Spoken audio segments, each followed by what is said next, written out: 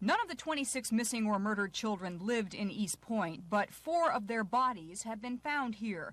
That's why just less than a month ago, East Point officials decided it was time for a dusk to dawn curfew. As things tighten up in Atlanta, the person that's doing these murders possibly is going to have to look for other territory than where he's been operating.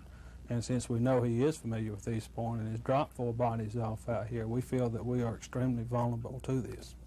The particulars of the East Point curfew are almost identical to Atlanta's. It affects children under the age of 14. They may not be out in a public place from 7 in the evening until 6 in the morning. And if they are caught, their parents are punishable with a $500 fine or 90 days in jail. It helps Atlanta with their problems because if we didn't have an ordinance, then the children could just come across the city limits into East Point, and then they would be safe from any type of curfew violations and could come and go as they please.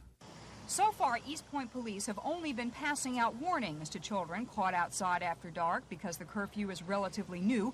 But once it becomes common knowledge, they say, they will start making arrests.